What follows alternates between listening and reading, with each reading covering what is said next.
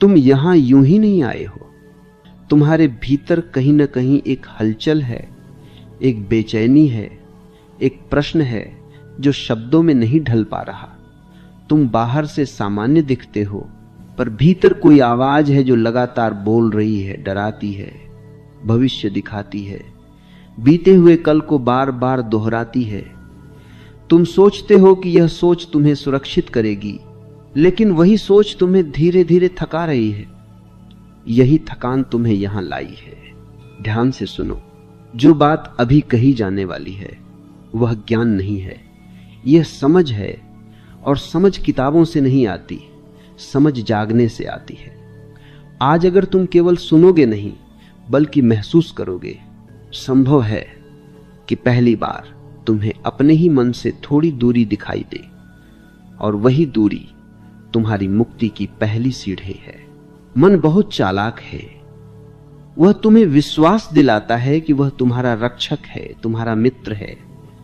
लेकिन अगर तुम ईमानदारी से देखो तो पाओगे कि तुम्हारी अधिकतर डर, तुम्हारी अधिकतर घबराहट, तुम्हारा अधिकांश दुख सब मन की ही उपज है। अभी यहां कोई खतरा नहीं है, फिर भी दिल तेज धड़क रहा है। अभी कुछ बिगड़ा नहीं है, फिर भी भीतर कुछ टूट रहा है। यह सब क्यों? क्योंकि तुम वर्तमान में नहीं हो। तुम या तो बीते हुए कल में फंसे हो या आने वाले कल में खोए हो, और जो वर्तमान से चूक गया वह जीवन से चूक गया। अब एक छोटी सी बात ध्यान से समझो। सोच कोई समस्या नहीं है, सोच की गुलामी समस्या है।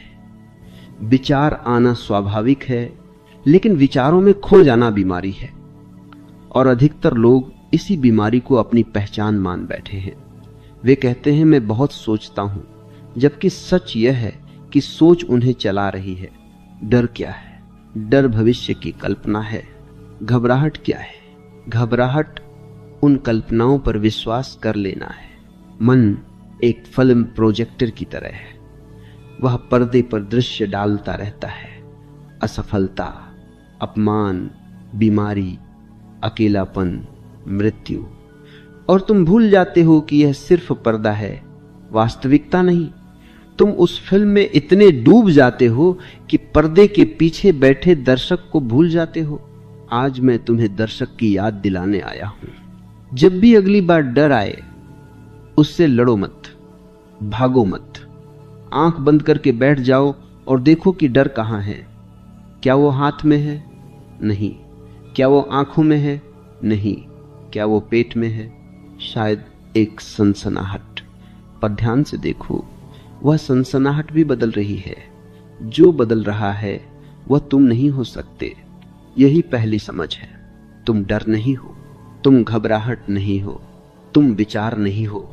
तुम वह हो जो इन सबको देख रहा है, लेकिन मन यह बात पसंद नहीं करता। जैसे ही तुम देखने लगते हो, मन कहता है इससे क्या होगा, यह बेकार है। तुम्हारी समस्या बहुत बड़ी है। मन हमेशा तुम्हें फिर से सोच में खींच ले जाना चाहता है, क्योंकि सोच में ही उसका अस्तित्व है। ध्यान रखना, मन तुम्हारा शत्रु नहीं है, पर मालिक बन जाए तो जहर है। अब एक गहरी बात समझो। ओवर थिंकिंग इसलिए होती है क्योंकि तुम जीवन पर भरोसा नहीं करते। डर इसलिए होता है क्योंकि तुम परिणाम पर नियंत्रण चाहते हो। घबराहट इसीलिए होती है क्योंकि तुम वर्तमान को स्वीकार नहीं करते। तुम हर समय कुछ और होना चाहते हो, जो है वह कभी पर्याप्त नहीं लगता। लेकिन जीवन होने में है, बनने में नहीं। जब तुम यह स्वीकार कर लेते हो कि जो इस क्षण है वही पर्याप्त है, उसी क्षण मन ढीला पड़ने लगता है। याद रखो, समाधान सोच से नहीं आता, समाधान आता है देखने से।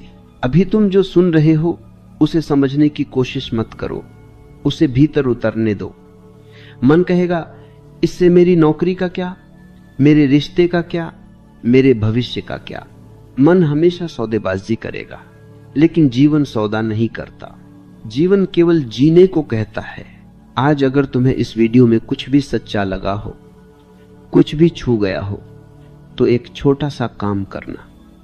अपने विचार में सिर्फ एक शब्द लिख देना, देख रहा हूं। यह विचार मेरे लिए नहीं, तुम्हारे लिए होगा। यह तुम्हारी पहली घोषणा होगी कि अब तुम मन नहीं, देखने वाले हो। मन बहुत प्राचीन है, वह तुम्हारे जन्म से भी पुराना है। उसमें तुम्हारे नहीं, तुम्हारे माता पिता के, समाज के, सदियों के डर जमा है। इसलिए जब तुम सोचते हो कि यह मेरा डर है, तो तुम भ्रम में हो। यह डर व्यक्तिगत नहीं है, यह सामूहिक है। तुम बस उसे ढो रहे हो। मन का पूरा खेल समय के साथ है। या तो वह तुम्हें बीते हुए कल में खींच ले जाता है, या आने वाले कल में। वर्तमान उसके लिए सबसे खतरनाक जगह है, क्योंकि वर्तमान में उसका कोई अस्तित्व नहीं। ध्यान देकर देखो, जब तुम पूरी तरह इस क्षण में होते हो तो सोच अपने आप रुक जाती है। कोई प्रयास नहीं करना पड़ता, कोई लड़ाई नहीं करनी पड़ती। लेकिन मन बड़ा चालाक है। वह भविष्य को तैयारी के नाम पर बेचता है। वह कहता है, अगर अभी सोच लोगे तो बाद में दुख नहीं होगा, और तुम मान लेते हो। असल में होता इसका उल्टा है। जितना अधिक तुम भविष्य के लिए सोचते हो, उतना ही तुम वर्तमान खोते हो, और जिसने वर्तमान खो दिया उसने सब खो दिया। अब एक बहुत सूक्ष्म बात समझो, भविष्य कभी आता नहीं है। जब भी आता है वह वर्तमान बन जाता है। तो तुम जिस चीज से डर रहे हो वो कभी घटित ही नहीं होती। तुम केवल उसकी कल्पना से डरते हो। मन कल्पना का कारखाना है, और ओवर थिंकिंग उसी कारखाने की ओवर प्रोडक्शन है। अब सवाल यह नहीं कि मन को कैसे रोका जाए। मन को रोका नहीं जा सकता।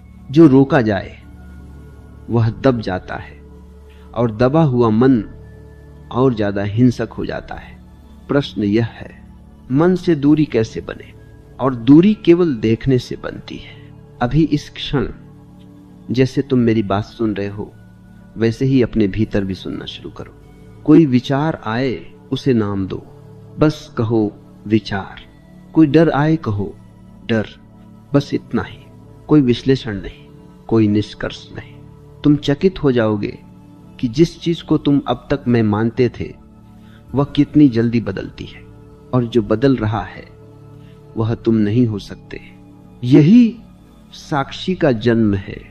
घबराहट तब आती है जब मन शरीर पर कब्जा कर लेता है। दिल तेज धड़कता है, सांस उथली हो जाती है, पसीना आता है, और तुम कहते हो मैं घबरा रहा हूं। नहीं, शरीर में ऊर्जा हिल रही है और मन उसे कहानी दे रहा है। अगली बार जब घबराहट आए तो कहानी मत सुनो, शरीर में जाओ, सांस को देखो, दिल की धड़कन को देखो। तुम पाओगे देखते ही तीव्रता कम होने लगती है, क्योंकि देखने वाला कभी घबराता नहीं। घबराता तो वही है जो कहानी में खो जाता है। मन हमेशा चरम पर सोचता है, या तो सब कुछ बहुत अच्छा या सब कुछ बहुत बुरा। बीच का रास्ता उसे पसंद नहीं। जीवन बीच में है, मन किनारों पर है। इसीलिए मन के साथ जीने वाला हमेशा असंतुलित रहता है, कभी बहुत उत्साहित, कभी बहुत निराश। संतुलन तब आता है जब तुम मन नहीं, चेतना से जीते हो। एक बात और समझ लो, तुम्हारा मन तुम्हें धोखा नहीं दे रहा।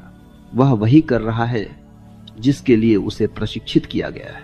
समाज ने उसे डर पर पाला है, स्कूल ने उसे तुलना सिखाई है, परिवार ने उसे अपेक्षाएं दी हैं। अब अगर तुम जाग रहे हो तो यह तुम्हारी जिम्मेदारी है कि मन को मालिक से सेवक बनाओ। सेवक उपयोगी है, मालिक विनाशकारी।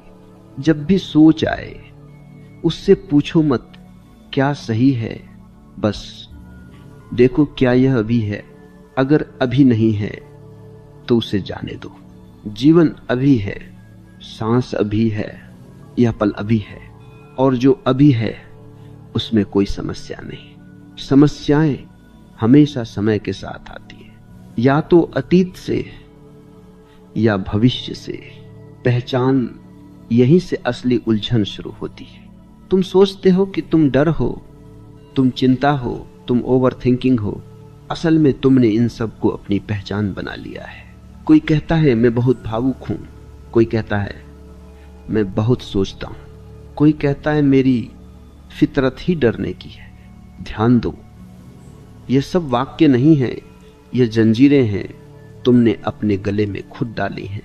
पहचान बड़ी मीठी होती है, वह तुम्हें सुरक्षा देती है, झूठी सुरक्षा। कम से कम तुम्हें यह तो पता रहता है कि मैं कौन हूं, लेकिन जीवन को पहचान पसंद नहीं है। जीवन बहाव है और पहचान जमी हुई बर्फ है। जब तुम कहते हो मैं ऐसा ही हूं, उसी क्षण तुम मर जाते हो। सांस चलती रहती है, शरीर चलता रहता है, लेकिन भीतर कुछ नया घटने की संभावना समाप्त हो जाती है।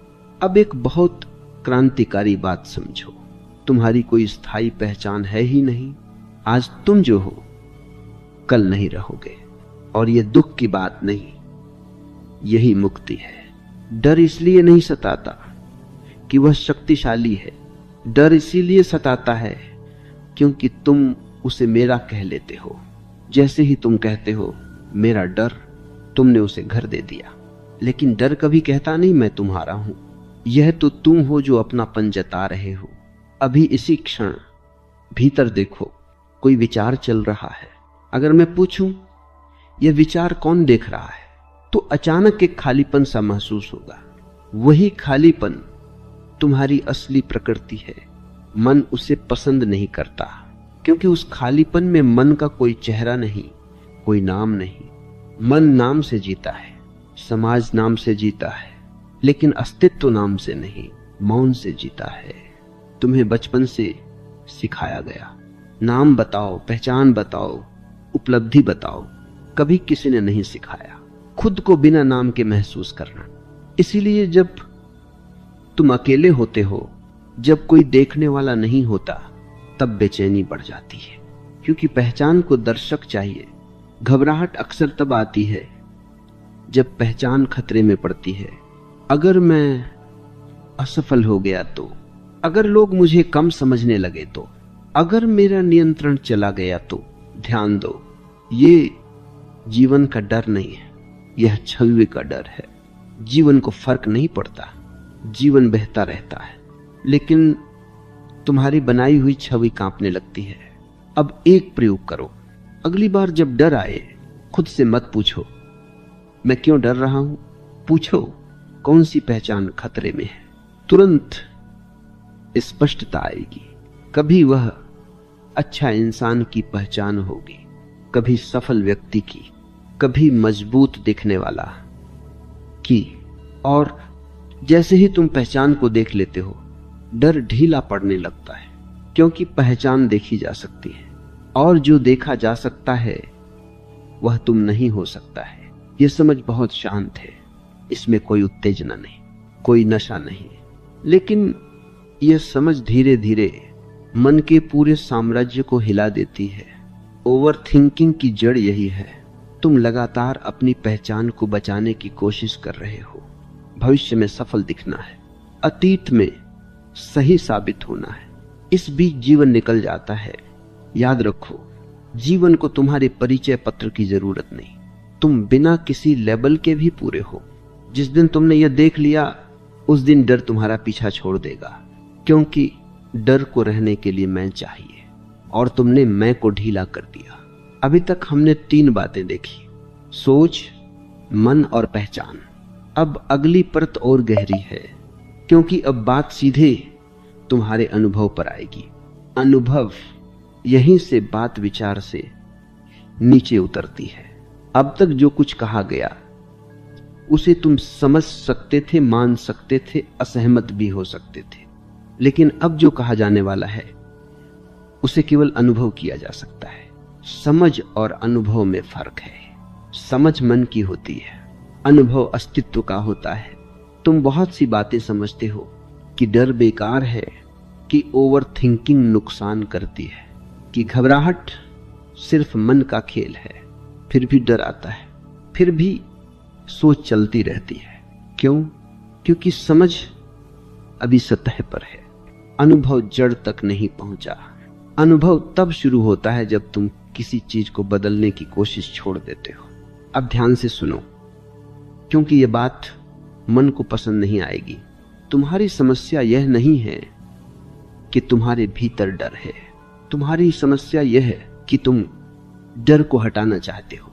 हटाने की इच्छा ही डर को ताकत देती है। जब तुम कहते हो मुझे डर नहीं चाहिए, उसी क्षण तुम डर को स्वीकार कर लेते हो कि वह महत्वपूर्ण है। जीवन में जो भी महत्वपूर्ण हो जाता है वही केंद्र बन जाता है। डर को केंद्र से हटाने का एक ही तरीका है, उसे पूरी तरह बिना शर्त अनुभव करना। मतलब यह नहीं कि डर में डूब जाना, मतलब यह भी नहीं कि डर से लड़ना। मतलब है डर को ठीक वैसे ही देखना जैसे वह है, न अच्छा न बुरा, न सही न गलत, सिर्फ देखना। यह सिर्फ देखना बहुत साधारण लगता है, लेकिन यह साधारण नहीं है, क्योंकि अब तक तुमने जीवन में कुछ भी सिर्फ नहीं देखा। तुम हमेशा जोड़ते रहे। मत, राय, स्मृति, भविष्य, तुलना। जब घबराहट आती है तो शरीर में ऊर्जा तेज हो जाती है, दिल तेज धड़कता है, सांस बदल जाती है। अभी तक तुमने इसे बीमारी कहा, अब इसे अनुभव कहो। अगली बार जब घबराहट आए बैठ जाना, कुछ करने की कोशिश मत करना, सांस को बदलना भी मत, सकारात्मक सोच भी मत करना, बस महसूस करना। शरीर में जो भी हो रहा है उसे भीतर से देखने देना। तुम देखोगे शुरुआत में डर बढ़ेगा, क्योंकि पहली बार तुम भाग नहीं रहे, लेकिन थोड़ी देर बाद कुछ अद्भुत घटेगा। डर टूटने लगेगा, क्योंकि डर भोजन से जिंदा रहता है और उसका भोजन है तुम्हारा विरोध। जैसे आग को हवा मिलती है, वैसे डर को तुम्हारी प्रतिक्रिया मिलती है। अनुभव का मतलब है बिना प्रतिक्रिया। यह कोई तकनीक नहीं है, तकनीक मन को चाहिए। यह एक साहस है, अपने ही भीतर रुक जाने का साहस। अब एक और गहरी बात, ओवर थिंकिंग इसलिए नहीं रुकती क्योंकि तुम सोचते हो। ओवर थिंकिंग इसलिए चलती है क्योंकि तुम सोच से बचना चाहते हो। जो भी तुम दबाते हो वह लौट कर आता है। मन तुम्हें थका नहीं रहा, मन तुम्हारी थकान दिखा रहा है। जब तुम अनुभव में उतरते हो तो धीरे धीरे एक दूरी बनने लगती है। तुम पाते हो सोच चल रही है लेकिन तुम हिल नहीं रहे, डर आ रहा है लेकिन तुम टूट नहीं रहे, घबराहट है लेकिन तुम उसमें खो नहीं रहे। यही स्थिरता है। स्थिरता का मतलब जड़ होना नहीं, स्थिरता का मतलब है केंद्र का अचल होना। बाहर तूफान हो सकता है लेकिन भीतर गहराई में शांति बनी रहती है। अब समझो, शांति कोई अवस्था नहीं है, शांति तुम्हारी प्रकृति है। तुम उसे पाना नहीं है, तुम बस उससे हटे हुए हो। जैसे बादल सूरज को ढक लेते हैं लेकिन सूरज गायब नहीं होता। डर, सोच, घबराहट, ये सब बादल हैं। अनुभव वह क्षण है जब तुम बादलों से लड़ना छोड़ देते हो और आकाश को याद करते हो। जब यह अनुभव गहरा होता है तो जीवन में एक अजीब सी सहजता आने लगती है। तुम पहले जैसे ही काम करते हो लेकिन बोझ नहीं रहता। तुम सोचते हो लेकिन सोच तुम्हें नहीं चलाती। तुम भविष्य की योजना बनाते हो लेकिन भविष्य में रहते नहीं। यही संतुलन है और यह किसी साधु का जीवन नहीं है, यह जागृत मनुष्य का जीवन है। याद रखो, तुम्हें कहीं पहुंचना नहीं है, तुम पहले से वही हो। बस अनुभव को अनुमति दो। मौन, इसे तुम अक्सर गलत समझते रहे हो। तुम सोचते हो मौन का मतलब है बोलना बंद कर देना, शोर से भाग जाना, आंखें बंद करके कहीं बैठ जाना।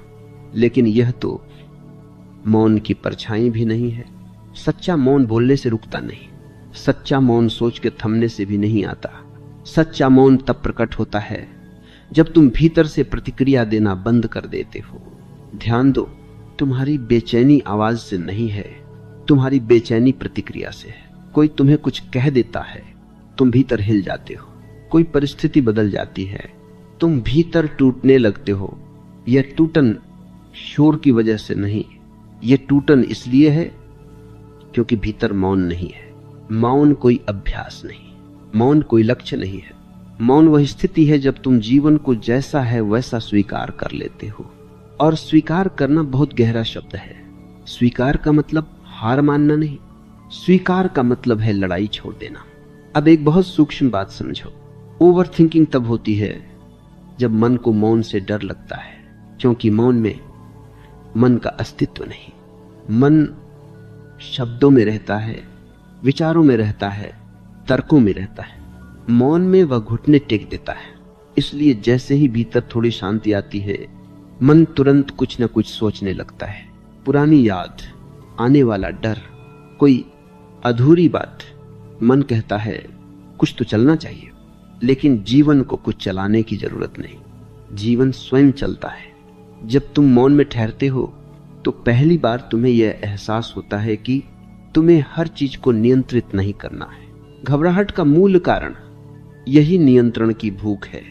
तुम चाहते हो कि सब कुछ तुम्हारे हिसाब से हो, लेकिन अस्तित्व तुम्हारे हिसाब से नहीं चलता। अस्तित्व अपने नियमों से चलता है। जिस दिन तुमने यह मान लिया, उसी दिन भीतर एक गहरी शांति उतरने लगती है। मौन का मतलब यह नहीं कि डर नहीं आएगा, डर आएगा, लेकिन मौन में डर टिक नहीं पाएगा, क्योंकि डर को संवाद चाहिए, डर को कहानी चाहिए। मौन में कहानी मर जाती है। जब डर आता है और तुम चुप रहते हो, न भागते हो, न लड़ते हो, न समझाते हो, तो डर खुद से ही थक जाता है। यह बड़ा अद्भुत अनुभव है। डर आता है, थोड़ी देर रुकता है और चला जाता है, और तुम पहली बार देखते हो यह तो स्थायी था ही नहीं। तुम्हारी पूरी जिंदगी इसी भ्रम में बीतेगी। जो भीतर चल रहा है वही तुम हो। मौन तुम्हें यह दिखाता है कि जो चल रहा है वह आता जाता है, और जो देखने वाला है वह स्थिर है।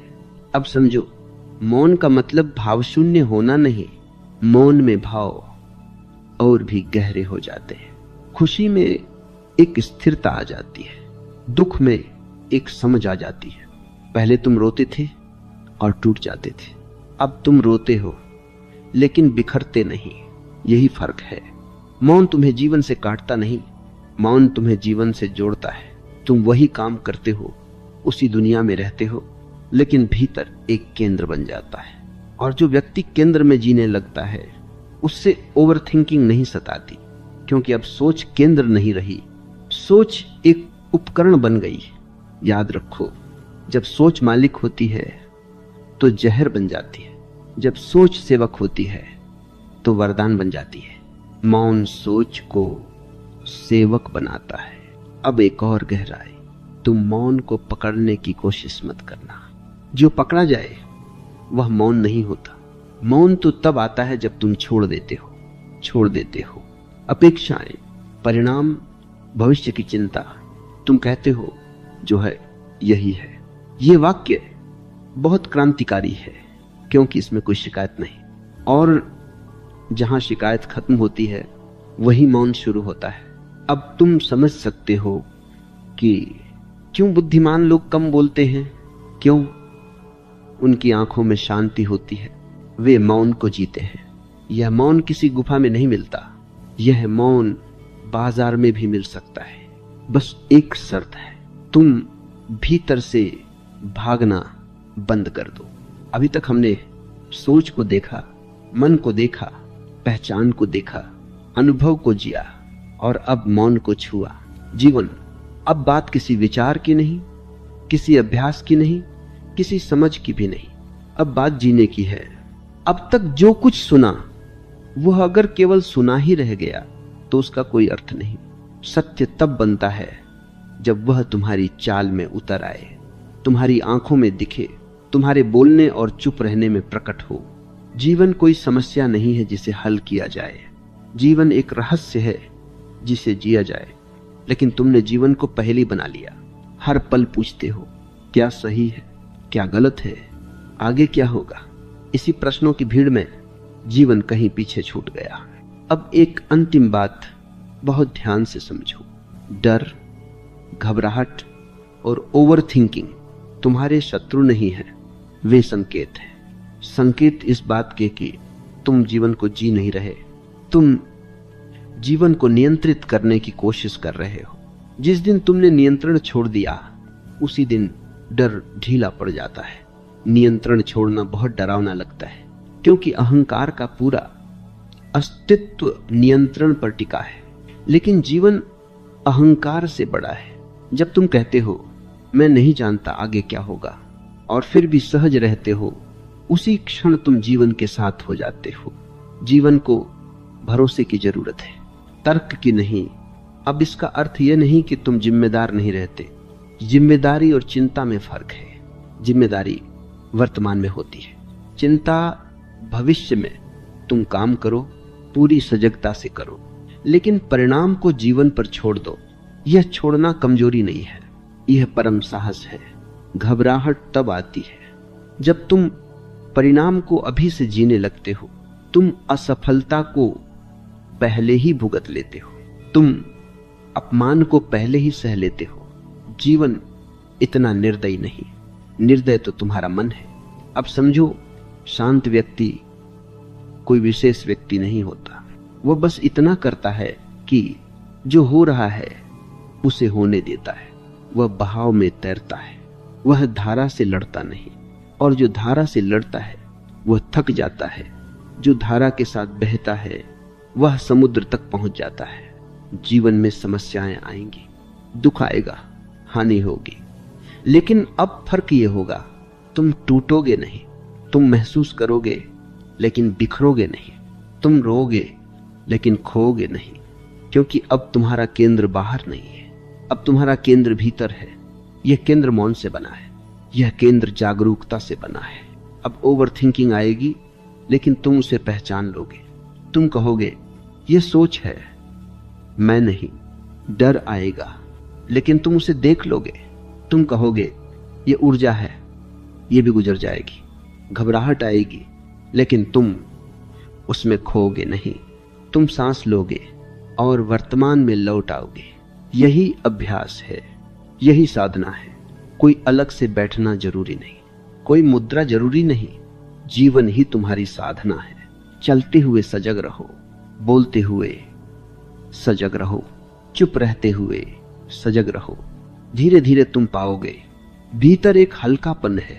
वही हल्कापन डर को जड़ से काट देता है, क्योंकि डर बोझ पर जीता है। जहां हल्कापन है वहां डर टिक नहीं सकता। अब अंतिम बात, इसे सुनो नहीं, इसे याद मत करो, इसे बस जीने दो। तुम पहले से ठीक हो, तुम्हें सुधारने की जरूरत नहीं। तुम्हें बस अपने ऊपर चढ़े हुए शोर को धीरे धीरे गिरने देना है। जैसे धूल जम जाती है आईने पर और आईना खुद को दोषी मान लेता है। आईने को बदलना नहीं पड़ता, धूल झाड़नी पड़ती है। तुम वही आईना हो। अब धीरे धीरे तुम ये देखने लगते हो कि हर अवस्था आती जाती है। आज मन भारी है, कल हल्का हो जाएगा। आज डर है, कल शायद नहीं रहेगा, और कभी कभी डर फिर लौट आएगा। लेकिन अब फर्क ये होगा कि तुम डर से परेशान नहीं होगे, क्योंकि तुम जान जाओगे यह भी एक लहर है, और जो लहर को लहर की तरह देख लेता है वह डूबता नहीं।